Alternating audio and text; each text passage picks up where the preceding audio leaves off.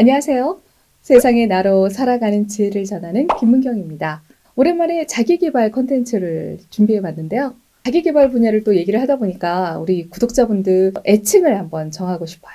애칭을 세상에나니까 그걸 줄여서 세나님이라는 애칭을 한번 만들어 봤습니다. 어떠세요? 괜찮죠? 네. 그러면 세나님 이제 한번 시작해 보도록 하겠습니다. 우리가 평소 방송을 보거나 유튜브 영상을 접하다 보면 인생 목표를 세우면 이러한 점들이 참 좋아진다 라는 얘기를 많이 합니다. 또한 그동안 살면서 큰 충격을 겪었거나 죽을 뻔한 상황에서 기적처럼 살아나 인생의 터닝 포인트가 되어서 새로운 삶을 살고 계신 분들도 계실 겁니다. 그러면 이번 시간에는요, 극한 상황에서 생긴 인생 목표, 터닝 포인트라는 주제로 준비해 봤습니다.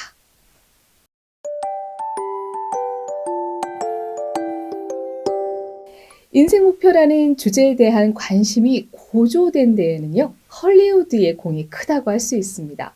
중요한 목표를 이루려고 노력하지 않는 경우에 느끼게 되는 후회를 그린 영화 2편이 제작되었는데요. 라스트 헐리데이입니다. 이 영화에 나오는 평범한 노동계급 여성으로 출연한 퀸 라티파는 건강검진에서 앞으로 살 날이 몇 주 남지 않았다는 오진으로 인해서 인생의 목표와 삶의 의미를 다시 한번 생각하게 되는 영화입니다. 또 하나는 우리가 잘 아는 배우 잭 니콜슨과 모건 프리먼이 출연한 영화 버킷 리스트입니다. 죽음을 앞두고 같은 병실을 쓰던 두 사람이 친구가 돼서 전 세계를 돌아다니며 죽기 전에 피라미드를 보고 스카이다이빙도 하고 파탄날 뻔했던 가족관계를 되살리기도 하는 등 아름다운 감동을 선사했던 영화였는데요. 이렇게 두 영화 모두 단순히 목표를 세우는 데 끝나는 것이 아니라 진정으로 원하는 행복을 찾아서 사람들과 적극적으로 교제하고 또 인생의 목표를 이루려고 애써야 한다는 것을 강조합니다. 이렇게 우리가 인생 목표를 얘기할 때 거창하게 전 세계로 여행을 다니고 또 5성급 호텔에 묵으며 경제적인 여유를 누리는 것만을 얘기하진 않죠. 하지만 좀 전에 얘기했던 영화처럼요. 죽음이 코앞에 다가온 경험을 하고 나면 기존에 세운 목표를 되돌아보면서 새로운 목표를 세우거나 아니면 기존 목표를 다듬어서 보다 행복하고 의미 있는 삶을 살게 되는 경우가 있죠.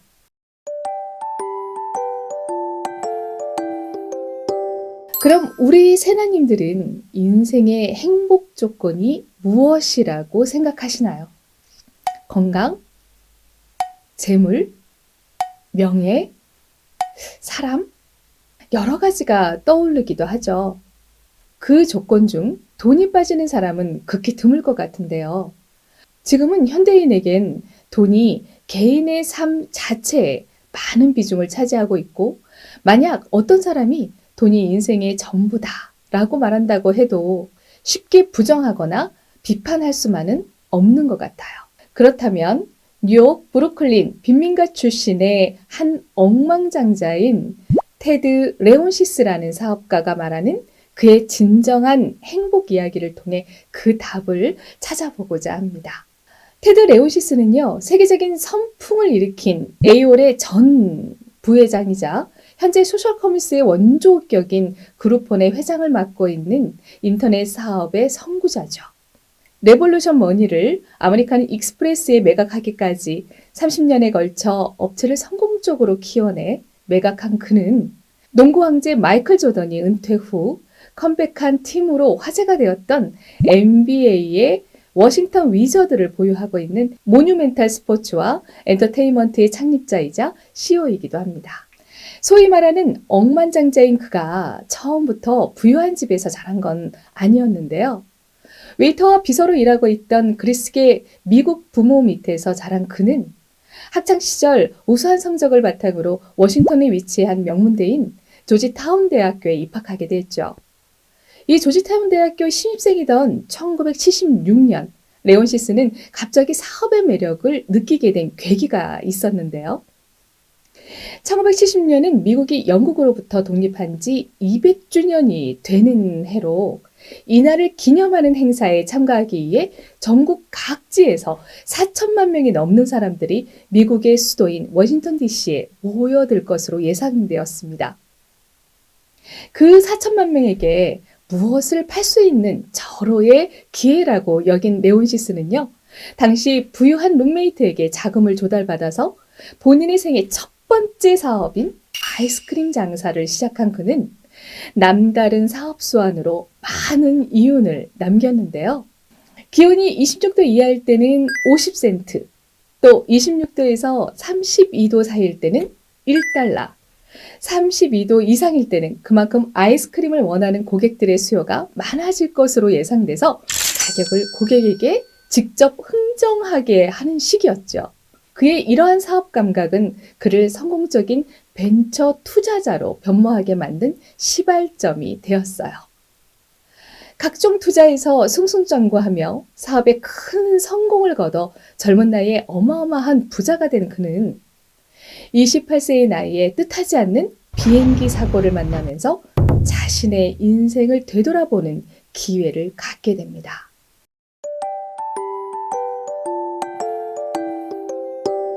난기류로 인해 요동치는 비행기 안에서 그는 만약 이대로 죽게 된다면 절대 행복한 죽음을 맞이하지 못하리라는 사실을 깨닫게 되죠.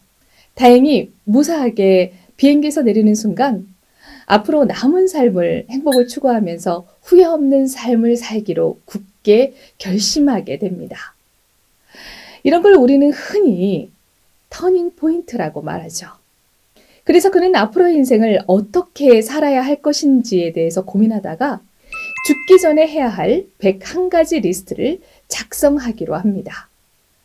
가족, 자선, 도전, 여행 등 총 7개의 카테고리로 나누어진 101가지 그 리스트에는요, 사랑에 빠져서 결혼하기, 또 부모님 잘 모시기 등 어찌 보면 아주 평범한 부분서부터 또 야구장에서 파울볼 잡기, 홀인원 성공하기, 또 마이클 조던과 1대1로 농구 대결하기 등 다소 엉뚱한 부분도 함께 포함되어 있었죠. 지금도 자신이 느낀 진정한 행복에 대해서 많은 사람들과 나누고 있다고 합니다. 경영, 투자, IT 등 많은 부분에서 자신의 전문성을 뽐낼 수 있는 분이지만 오히려 본인이 강연시에는요, 가장 선호하는 주제는 자선, 행복 추구 등 내면적인 깨달음을 통해서 얻어낸 것들이라고 하네요. 테드 레오시스가 행복 수업이라고 하는 곳에서 강연한 내용 중에 참 인상적인 말이 있습니다. 행복과 성공은 단순히 서로 연결되어 있는 것이 아니다. 적극적으로 행복을 추구하다 보면 성공이 자연스럽게 따라오는 것 같다. 이렇게 우리에게도 살다 보면 인생의 터닝포인트를 만나는 사건을 겪게 되기도 합니다. 긍정적인 터닝포인트 말이죠. 저도 40대 초반에 큰 어려움을 겪어 죽다 살아난 경험이 있었는데요. 그땐 정말 아픈 상처였지만 그것이 제 인생의 터닝포인트가 되었던 순간이었어요. 그 이후로 제 삶과 가족들의 소중함, 또 제 내면에 강한 열정과 꿈이 있다는 것을 발견하게 되면서 새로운 인생 목표를 다짐하게 되었던 것 같습니다. 하루는 장 걱정이 많았던 저에게 한 선배가 이러한 얘기를 하더군요. 문경아, 인생은 오디션이야. 가지고 하고 싶은 것이 생기면 너무 고민하거나 두려워하지 말고 무조건 도전해보고 또 한 개씩 벽돌 깨기를 한번 시작해봐. 그러다 보면 너가 원하는 곳에 있을 거야. 참 멋진 말이죠. 오늘은 극한 상황에서 다시 만나게 되는 인생 목표, 터닝 포인트라는 내용으로 함께 했습니다. 다음 시간에도 더욱더 재미나고 유익한 이야기로 찾아뵙도록 하겠습니다. 지금까지 세상의 나로 살아가는 지혜를 전하는 세상의 나 TV의 김문경이었습니다. 감사합니다. 김문경의 세상의 나 TV